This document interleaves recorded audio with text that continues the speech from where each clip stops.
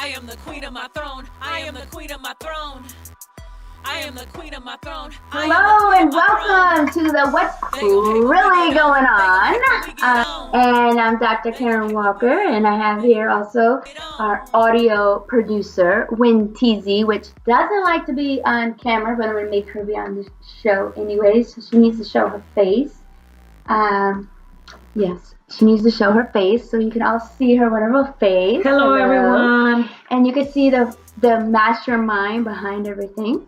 And as you know, our show, it puts two topics together. So what do you have to say about the first show here? I'm just excited about this. I'm here to give my perspective and help everybody else here on the show. Like, I'm just here to help Dr. Karen and just make this thing happen. Let's make this thing happen. I'm really excited about this. You know, I'm glad that you mentioned that, because actually the good point is that you're actually going to be one of the first topics we have on the show.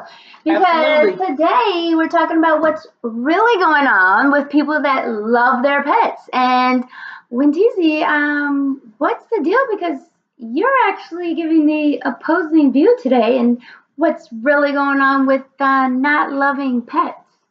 It's an issue for me. Like, just people who sleep with their pets. That's a huge issue for me. Like, so. Sleeping with the pets, so what, like in their bed, that's an issue? Absolutely, like having a dog all in your bed with all the dog hair, like that's extra cleaning. I'm very hygiene wise, like all this dog hair. What about the dog like on the edge of the bed? Can they sleep on the foot of the bed? I mean, no. I mean, for me personally, I don't want the dog on the edge of the bed. They're on the floor. Like, I mean. So what about people that feed their dogs like with their own spoon, like they're eating and then they want to share the food with the dogs? I mean, that's a personal issue. I don't want to indulge in that. I'm going to say, once again, no as well, because I'm not going to use my same utensils that I eat with and then share that with my dog. No, absolutely not. I just realized like how humongous my coffee What does that cup about? What does this cup? What does it say on there? Not every GI is a Joe. Sorry, we're like so sidetracked. And what does that mean? Well, it actually is talking about that everybody thinks that when they see women that they're the spouse of a veteran or someone in the military, but I'm actually the veteran, so not every GI is a Joe. They could be a Jane. So that's awesome. Yes. But I was just laughing because it looks like it's the same size as my head on this camera, but. Not at all. Not at all. No. I'm looking at the camera and I'm like, so. It's just a big mug. It is a large mug, but it's not the same size as my head. But anyways, let's go back. So people that feed their pets, or if I were to like let my dog drink out of my giant head-sized coffee mug. Oh no, I couldn't have it. Would that bother you? That would really be irritable to me. I know they say dogs have the cleanest mouths. Okay, I understand that concept. It's cleaner than humans, really. I don't even want the next human drinking off my cup. It's really like loving when dogs like lick after you or lick food off your face. How about that? Oh no. Like I said, I understand companionship. I understand connections, but. Too much. That's too much. What about the people that want to go everywhere with their pet? Like, I mean, they want to take them to the restaurant. They want to hold them. They want to have them in their purse. They want to have them in those little carriers. What do you think about Certain things are too much to me, but I mean, I think to the restaurant is too much. Having them in a little dog carriers. Not every dog you can carry in the dog pouch or the dog purse. Well, you can. What if you when you put those little outfits on them? Not everybody approves of dogs. You can't just bring them anywhere. Like the little outfits you put on dogs. You can go to Petco all day. Petco, PetSmart, dogs are welcome. No, you could take your dog out to a nice restaurant. You put a little nice sweater on it. Sweater? For real? Yeah, put a nice sweater on your dog. Is this a human being? Are we talking about a human being? Or are we talking about a pet? Okay. So now that we know what's really going on with you and how you feel about dogs, well, you know, pets in general, right? What we do want to hear is the other side, right? We want to hear about the side of the house that actually loves animals and loves pets. So we are going to call or have our caller, and that's actually coming to us all the way from Japan, Liz Hinsel. And we're going to call in and hear what's really going on with somebody who loves their pets. So let's go ahead and do that now. I want to take this moment for a shameless plug for Leading by My Ponytail, Why Can't I Wear Pink and Be President? This is a modern day business guide for women, and I co-authored this book with Dr. Julie Ducharme, and it is a great opportunity for you to hear perspectives from a woman in uniform, me, and a woman in corporate, Dr. Julie Ducharme. Please go on Amazon.com and read the reviews so you don't have to just take it from me because I wrote the book, but you can hear from all of our readers that have read the book, and you can also order your copy today. So you did actually some time in the Marine Corps, right? As well? I did. Yes. All right. I did. And now what brings you back to or in Japan? Oh, my husband is still active duty, so now I'm a spouse as well. Okay, wow. Yeah. Okay, so you get to go to Japan. And so now we get to hear another side of the story of what's really going on with people that love their pets so much. Not like Wintezi, who doesn't understand people who can sleep with their pets in their bed. And what is it like for you being all the way in Japan and being able to have your pets with you there now in the military? So I just recently got my dog. We've only had him for about a year. But in the Marine Corps, I deployed to Afghanistan, and during my deployment, I was injured. I was hit by a car in Kabul, and I had a fractured skull. I know, fractured skull, traumatic brain injury, PTS, you name it. It was a battle. And my goodness. My dog actually helped me overcome a lot of those invisible injuries. When my husband is deployed, he's kind of like my safeguard. He's here. He's my companion. Right. I have my daughters as well, but it's not the same. It's not that same because I have to protect them. So who's going to protect me? And that's my dog when my husband's deployed, you know? So it's nice to have that safety net, that companionship, and especially when you're overseas. And we have a lot of military family members here who have not had a deployment or an injury and just solely use their pet as that companionship, because most of the time when you are stationed overseas, the tempo here is higher, which means they are gone more. Like it's very, they are, yes. So we will probably be seeing my husband about 80% of the time next year. Because that's something we didn't talk about when Tizi was that unconditional love that pets provide. So you said, that's true. You have your kids, but that is something, because your kids still run around and be like, they're moody more than dogs. It's true. That's true. For me, it's more of the protective issue. Like as a mom, I'm going to protect my child. But then, like, who's going to protect me? It's not like we're back in California where, we have like our weapons and stuff, Second Amendment, True. But, in Japan, you can't have that stuff here. It's not authorized. So I only have my dog and my little kitchen knife. So tell us a little bit about this organization that you started to help other people who want to bring their pets like overseas with them. So when my husband got his orders, I immediately went into research mode. And especially with our dog, and it's a process. They have to go through an 180 days quarantine because Japan is a rabies-free country. So they have to ensure that no animal coming into the country has rabies. It's a thing here. As anyone who has brought a pet overseas will know, it's a whole process. And during my research, I found out that pet fees go anywhere from $500 to up to $10,000. I'm not kidding. I talked to a family member, and they were an '05 Navy family who had to dip into their retirement fund to bring their pets overseas. It is worth it for them. So is it based off of your rank, how much you're going to pay? It is not based off the rank. It's based on the breed of the dog and the weight of the dog. So you can still have like a young E4 family whose entire paycheck could be $3,000, which seems to be like the average of what the pet transportation fee is. So discovering that made me realize that that is a ridiculous amount of money for young families in the military to be paying out of pocket. And they do it. They take out loans, they ask for family, or they ask families to watch their pets until they save money so they can bring them overseas. And then the last and the worst case scenario would be they abandon their pets. And that can be very traumatic for the family, Right. And I created a Facebook page, Leave No Paws Behind, an Instagram page which is Pets Are My Fam.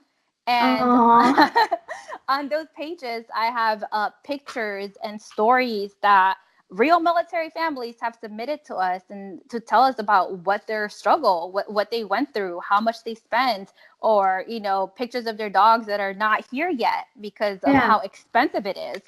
So is cost the only factor, or is time an actual problem too? So if you have the money, what is the time that you have to wait?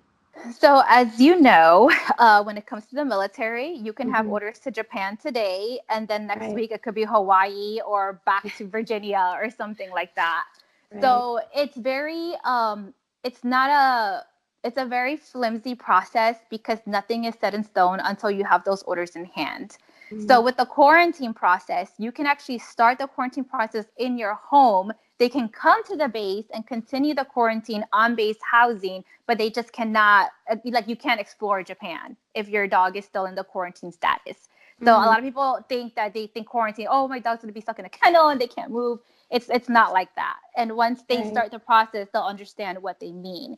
So their change of orders, Air Mobility Command actually has pet spaces on the Patriot Express, which is basically like a free ride to the States.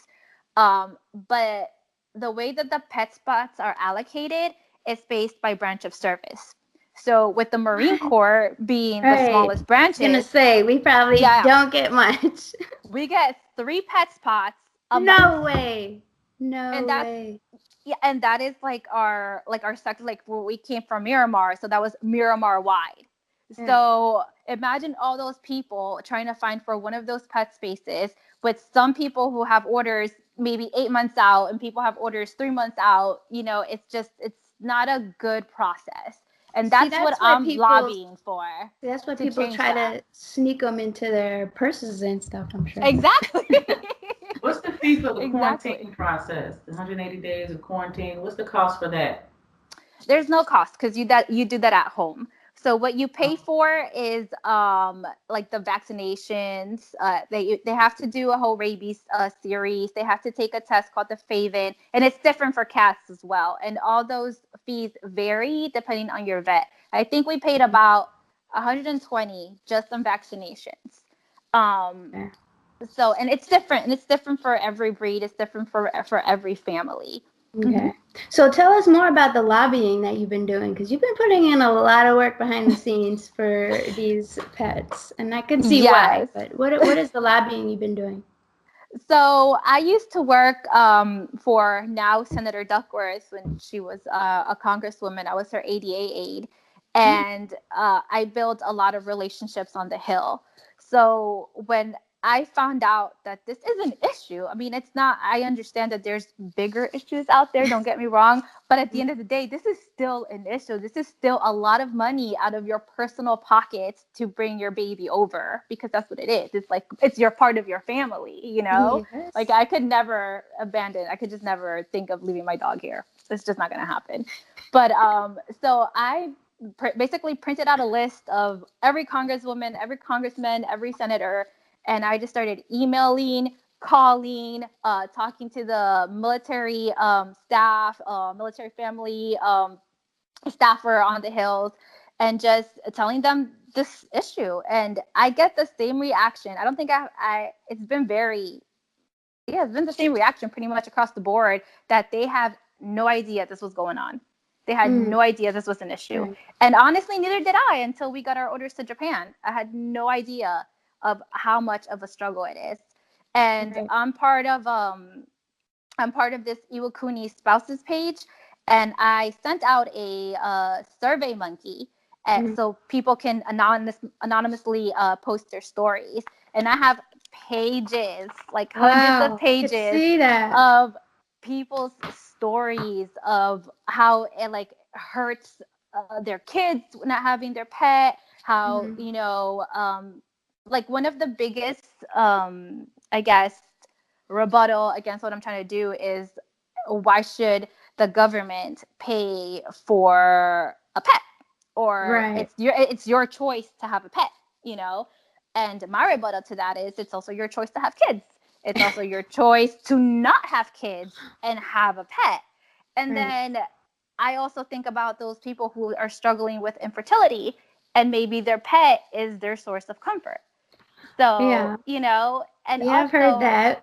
like, the government pays for my entire house to get packed and shipped over. What's an additional little 30, 70 pounds little creature on top of that? you know? Yeah, exactly. hmm So we have just a couple more minutes, and if you could tell us, what's really going on with loving your pets and the importance of us wanting to have even legislature to bring them overseas with us. I mean, why can't they stay with a family member?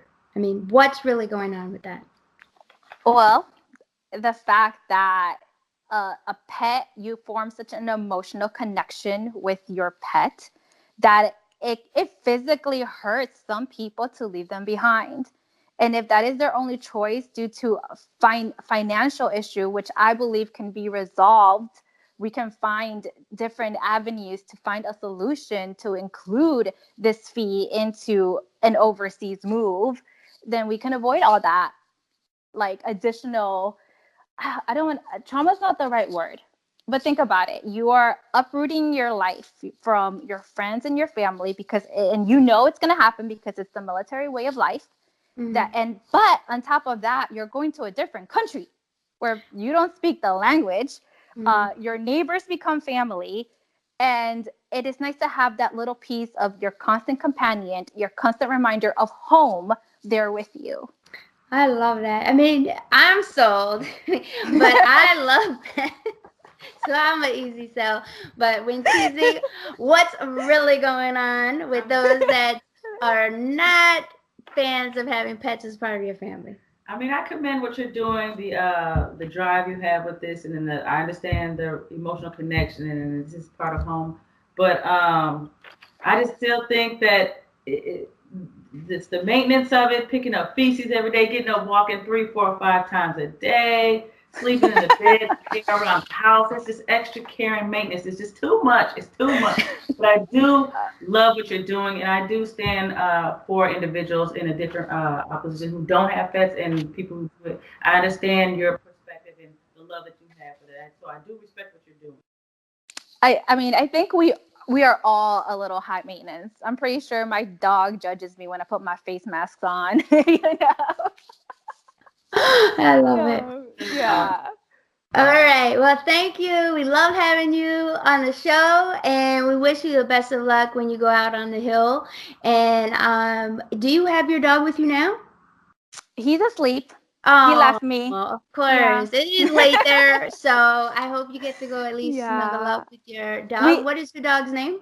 Prince. Prince. All right. Give Prince Yeah, a nice Prince. kiss for me at We least. we do have a website up now. It's called Good. Leave No Pause Behind USA.com, and you can find resources there like the A to Z on how to prepare for the overseas move with your pet. It has our social media stuff, and we're also taking applications so we can start helping building, I guess, a network to help people start to fund some of these transportation fees. Okay, and we'll make sure hmm that we put all of your links up with when we post this video, and everybody can reach out to you. And do you have any other contacts you want to put out this time, or we can Um, I post would some just email? really, our email is info at leave no pause behind USA.com. USA.com. I would like to thank you for Okay. having us here for having me here. My board, Sarah, Evan, and Jessica, who are all animal lovers, and we're doing this as a team. So I can't wait to see where this takes off. And I really hope that we can impact a change here to help these military families. Absolutely. Thank you. Thank you and your husband for your service. And Thank you. this is for Prince. Mwah. Thank you for All your right. service too. Oh, thank you so much. All right. Have a good night. Get some rest. Bye. All right. Bye. Thank you for joining us for What's Really Going On. And if you have any ideas or topics for shows, please email us, or you can go to our website at kw-productions.com on the blog site, or you can contact us at drcombatpink@gmail.com. That's drcombatpink@gmail.com. You can also email us any ideas you have, or if you want to be a guest on our show, please email us. And we look forward to hearing from each and every one of you all. So please don't hesitate. Please comment and please respond immediately and let us know how you feel. What's really going on?